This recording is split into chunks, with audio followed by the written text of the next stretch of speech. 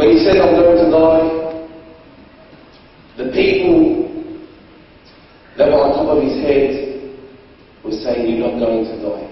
Fadi was screaming, you're not going to die. So they were trying to comfort him, you're not going to die, you're not going to die. But I withheld my words, and I did not say anything to him, because I knew he was seeing something we cannot see. Because nobody will say, I am going to die just like that, without seeing something. And he kept on screaming and moaning. And he was trying to get up. He was trying to stand up and walk around. I don't know if you noticed, but if you were to hit your head with a hammer, or you were to cut yourself, or you were to hurt yourself in any other way, you would get up and you would start walking left and right. And then, after maybe about 1 minute, you look at your hand, or you look at your foot, and then you look at what you cut or what you hit. Because you're in so much pain, you're just trying to run away from it. So you can just imagine how much pain he was in when he was trying to get up and stand up and walk around. 4 men could not hold this man down. 4 men! 4 men could not hold this man down. 10 minutes, we still do not know whether he's a Muslim or a Christian. We're trying to speak to him to no avail. No one's answering. No one's saying nothing. Then, after more kicking and screaming, all of a sudden, he's laying on his right hand side, because we put him on his right hand side so that his breathing passage can go through. He couldn't breathe. He couldn't breathe. He was hitting himself on his chest because he's trying to find some air, because he cannot breathe. Then he's trying to throw up, whether he's trying to throw up or the soul is trying to come out.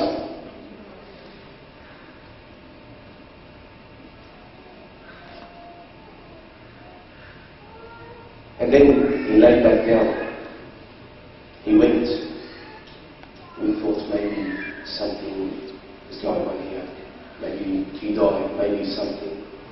Then all of a sudden, with power, he comes up again, kicking, screaming, moaning. This power he had was not human power. He was laying on his right hand side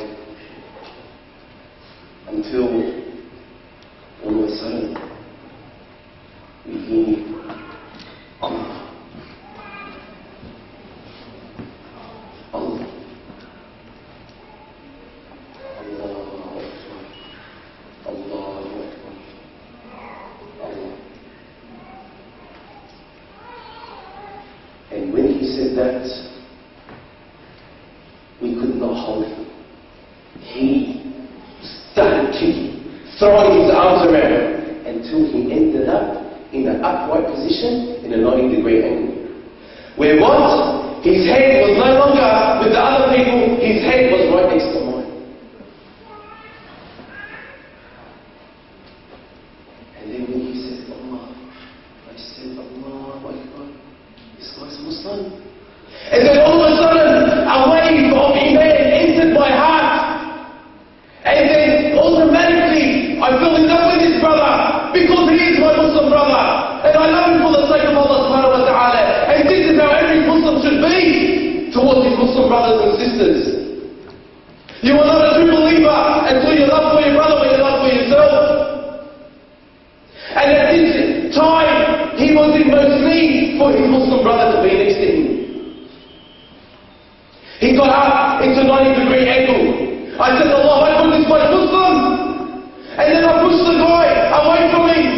And I said, Qul la ilaha illallah. Qul la ilaha illallah. Say la ilaha illallah. Say that there is no God worthy of worship except Allah.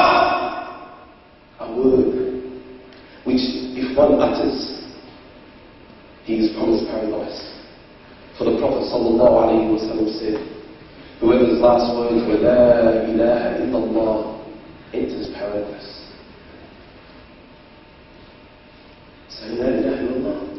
Say, La ilaha illallah. The man is not responding.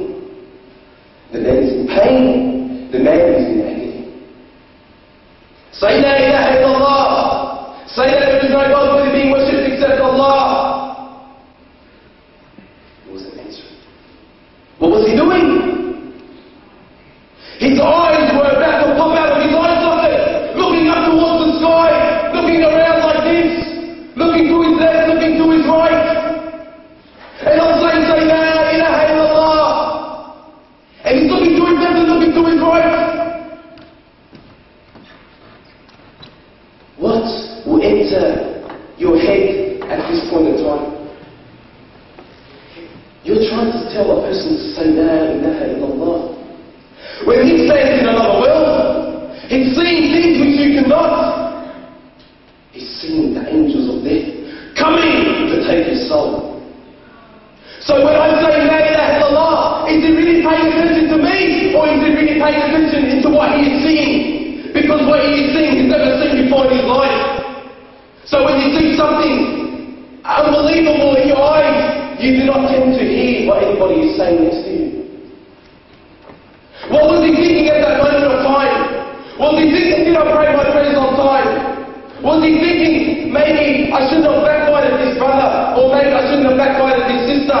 What was he thinking? What was he thinking? قُلْ لَا إِلَهَ إِلَّا اللَّهِ. Until all of a sudden, we hear from him, as I heard it, La ilaha illallah. His tongue, his mouth, his lips, it is if it like it weighed a ton, it couldn't move, but the words were understood. How hard must it be to say those words? At a time when you're seeing things you've never seen before in your life. La ilaha illallah. At this point in time, I wasn't thinking, alhamdulillah, is he alright, is he okay? My main objective was that is his last words before he dies. Then he started to look around again. I can see things. What are you seeing? I asked him, what can you see?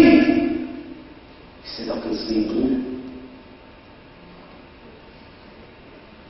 Then, all of a sudden, out of nowhere, and I'm screaming to him, remember Allah, say La ilaha illallah, remember Allah, say La ilaha illallah. All of a sudden, out of nowhere, I'm sitting on his left-hand side. He grabs his hand, and he grabs me by my shirt, and he pulls me to him. And he pulls me like I am a feather. That's how much power and strength he had in him. He pulls me towards him like I was nothing. And he looked at me like his eyes were going to pop out of his eye socket. Help me! Save me! Don't let them take me! What can I do? I knew then I was powerless. I knew then I was only a human being. I knew then that Allah created man weak. And I knew then Allah